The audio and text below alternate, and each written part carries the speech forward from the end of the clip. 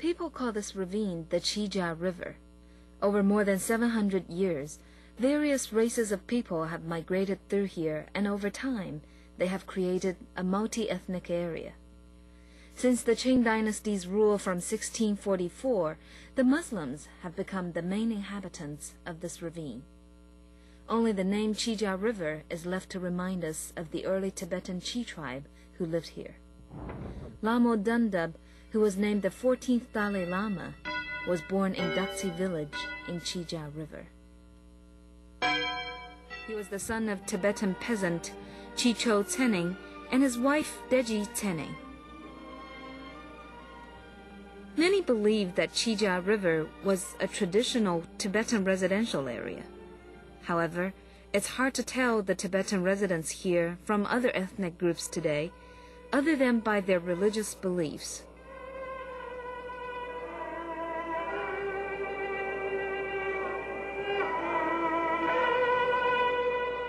Generally, the political and religious affairs were run by the Dalai Lama's servant monks or the regent priest before the new Dalai Lama reached adulthood. But no matter who was in charge, it satisfied the appetite for power among monks of the upper echelon. In October of 1939, Lama Dundab entered Lhasa in the yellow sedan, which symbolized the Dalai Lama's status. Under the maneuverings of the regent living Buddha Radon, this 5-year-old boy seemed to be the new Dalai Lama. Before that, the Tibetan Kashag government had already telegraphed the Kuomintang government to request that a high-level official be sent to host the ordination ceremony of the new Dalai Lama. In December 1939, Wu Zhongxing, chairman of the Kuomintang government's Commission on Mongolia and Tibet, arrived in Lhasa to a grand welcome. Since living Buddha Radon had already selected the reincarnated boy and given him a Buddhist name before Wu Zhongxing arrived in Lhasa, it was no longer necessary to draw the ivory lot from the golden urn. It was decided that Radon would draft a report to ask for special permission to exempt the child from the traditional drawing. Wu Zhongxing went to the Dalai Lama's summer palace to test the child and thought that all the mystical requirements had been fulfilled. On February 5th, the central government replied to the request by the regent living Buddha Radon and exempted the reincarnated boy from the drawing. He became the 14th Dalai Lama by special decree.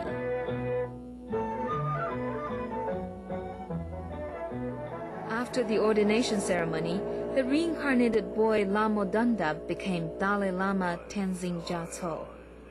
This peasant boy now ascended to a place as loftiest and most mysterious representative of this ancient theocratic society.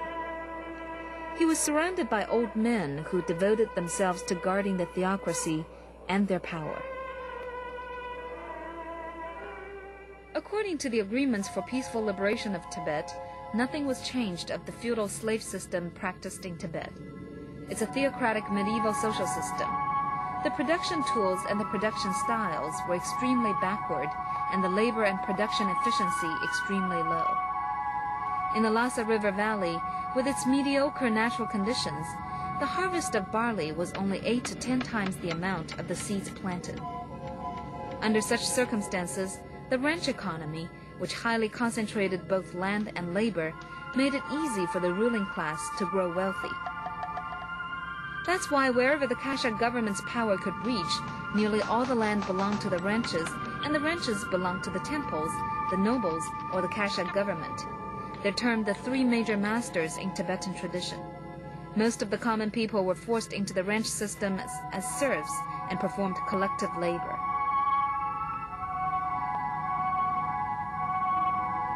The serfs had no rights. They were not allowed to leave the ranch. Everything had to be granted by the masters, including marriage. If 2 serfs of different masters married, their sons would belong to the father's master and their daughters to the mother's. The serfs also had to pay the masters and all passing officials corvée service and provide everything they demanded. Because of the low productivity, the 3 major masters had to increase taxes to satisfy their extravagant appetites. The serfs had to give away most of what they grew to their masters, leaving little for themselves and their families. The scenes here are reminiscent of the religious courts of Europe, or places like the London Tower or the Bastille.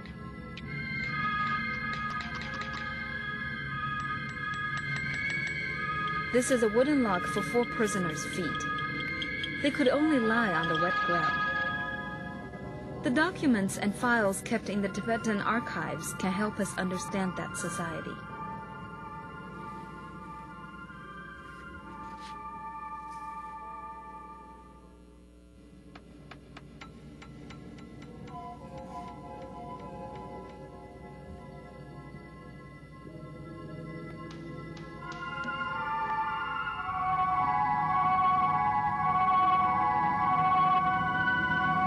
Punishments in Old Tibet were cruel.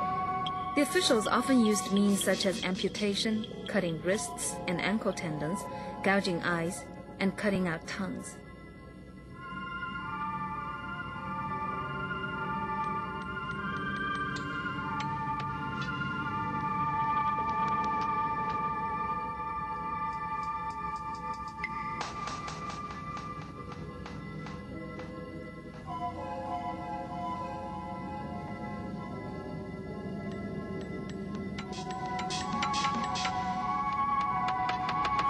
The Tibetan prisons did not provide food. The prisoners walked along the streets in chains and begged. This was witnessed by visitors from around the world.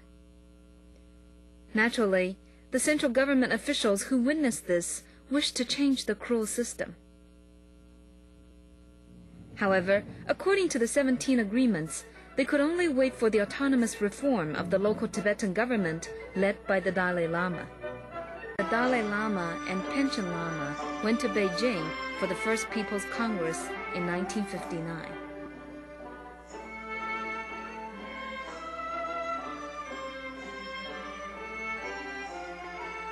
Numerous craftsmen rushed for the exquisite gifts. Thousands of people went to the Lhasa River bank to see the Dalai Lama off to Beijing.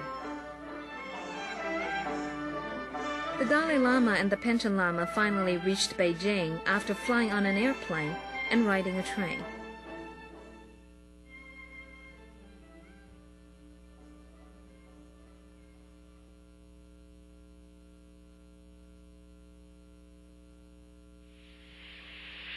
They were ceremoniously greeted at the railway station.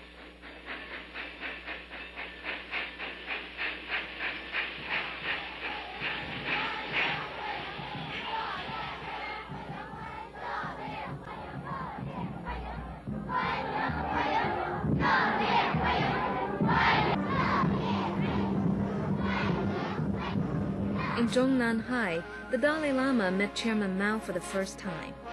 He presented Chairman Mao with a hada and an inscribed gold prayer wheel. It says, "In 1954, as a representative to the First National People's Congress, in the political and religious traditions of Tibet, I, Dalai Lama, present this gold wheel with honor to the great leader of all ethnic groups in our country, Chairman Mao, as my praise and prayer."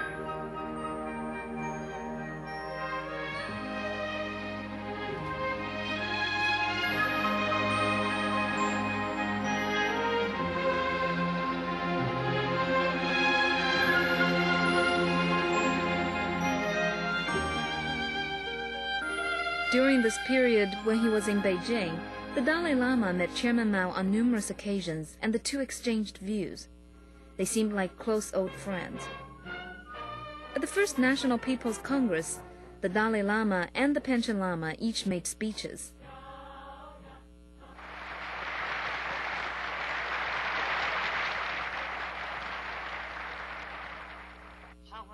After this exciting meeting, the Dalai Lama and the Panchen Lama spent several months touring and visiting all around the entire country.